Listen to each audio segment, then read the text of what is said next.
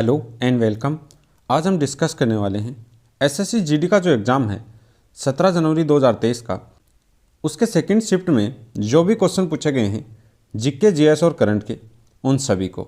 तो चलिए शुरू करते हैं। फर्स्ट क्वेश्चन पूछा गया था, कोली जो डांस है वो किस राज्य से संबंधित है? तो कोली डांस है वो संबंधित है महाराष्ट्र और गोवा राज्य से। तो इस क्वेश्चन का राइट आंसर है महाराष्ट्र, गोवा।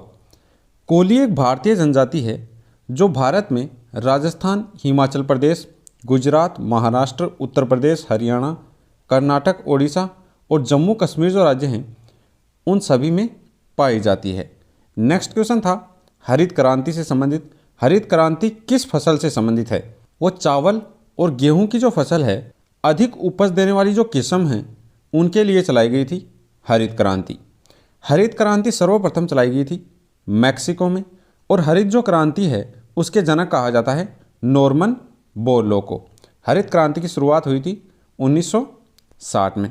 भारत में हरित क्रांति का नेतृत्व किया था एमएस स्वामीनाथन ने, और एमएस स्वामीनाथन हैं उनको कहा जाता है फादर ऑफ ग्रीन रेवोल्यूशन, यानी हरित क्रांति के पिता कहा जाता है भारत में एमएस स्वामीनाथन को।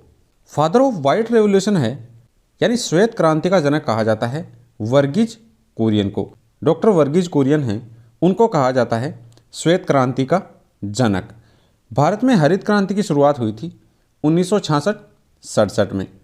नेक्स्ट क्वेश्चन पूछा गया था, शिक्षा का अधिकार किस अनुच्छेद में वर्णित है? तो शिक्षा का जो अधिकार है वो वर्णित है अनुच्छेद 21A में।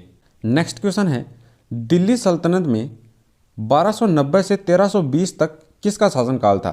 तो ये 1290 से 1320 के बीच का जो शासनकाल है वो था खिलजी वंश का। इसमें सभी वंशों का कार्यकाल हम देख लेते हैं। उसका था 1206 से 1290 तक। खिलजी वंश का था 1290 से 1320, यही पूछा गया था। तुगलक वंश का है 1320 से 1414 तक। सैयद जो वंश है उसका है 1414 से 1451 तक, और लोधी वंश का शासनकाल है 1451 से लेकर 1526 तक। नेक्स्ट क्वेश्चन पूछा गया था, जल्लीकट्टू मूलतः किस देश का स्पोर्ट्स है? तो जल्लीकट्टू है वो मूलतः है किस देश का स्पोर्ट्स है? तो जल्लीकट्टू है भारत का। नेक्स्ट क्वेश्चन है, भारत में राष्ट्रीय आय की गणना सर्वप्रथम किसने की थी? तो भारत में जो राष्ट्रीय आय है उसकी जनगणना सर्वप्रथम की थी दादा भाई नेहरू ने। 1867-68 में धन के पलायन का जो सिद्धांत है उसके आधार पर की गई थी प्रथम आय की गणना दादा भाई नेहरू के द्वारा 1867-68 में। नेक्स्ट क्वेश्चन पूछा गया था, बहादुर शाह जफर को गिरफ्तार करके कहाँ निर्वासित किया गया? तो बहादुर शाह जो जफर हैं, रंगून जो जेल है वहाँ पर निर्वासित किया गया था बहादुर शाह जफर को। नेक्स्ट क्वेश्चन पूछा गया था, गणेश चतुर्थी हिंदी कैलेंडर के किस माह में आती है? तो गणेश चतुर्थी पूछा है, वो भी पूछा है हिंदी कैलेंडर के हिसाब से कि वो किस माह में आती है। तो हिंदी कैलेंडर के हिसाब से गणेश चतुर्थी है वो आती है भाद्रपद का जो शुक्ल चतुर्थी है उसको। तो इस क्वेश्चन का राइट आंसर हो गया भाद्रपद शुक्ल चतुर्थी। नेक्स्ट क्वेश्चन पूछा गया था, राज्यपाल की योग्यता के लिए न्यूनतम आयु कितनी है? राज्यपाल है उसकी योग्यता के लिए न्यूनतम आयु पूछी है। तो राज्यपाल और राष्ट्रपति हैं, इन दोनों के लिए ही न्यूनतम जो आयु है वो है 35 वर्ष। इसमें हम सभी देख लेते हैं, ग्राम पंचायत जो चुनाव हैं उनके लिए जो उम्मीदवार है उसकी न्यूनतम आयु होनी चाहिए 21 वर्ष।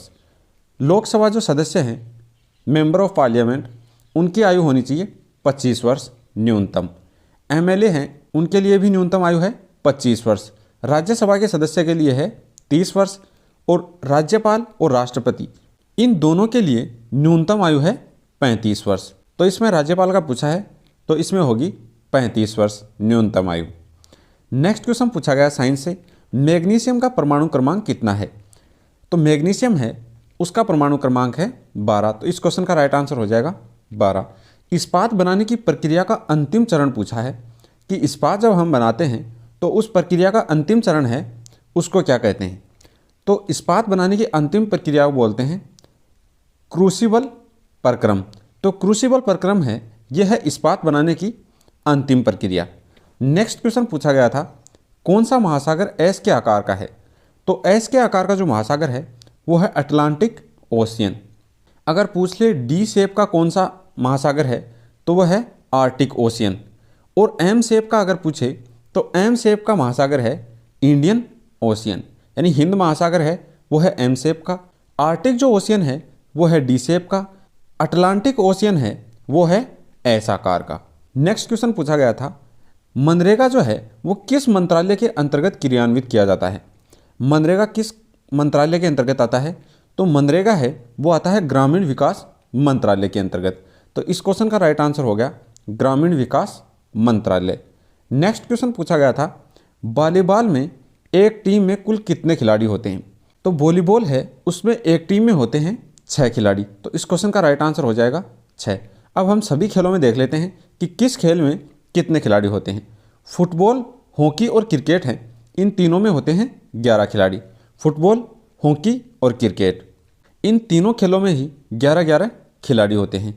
बास्केटबॉल है इसमें होते हैं 5 खिलाड़ी। बेसबॉल है इसमें होते हैं 9 खिलाड़ी।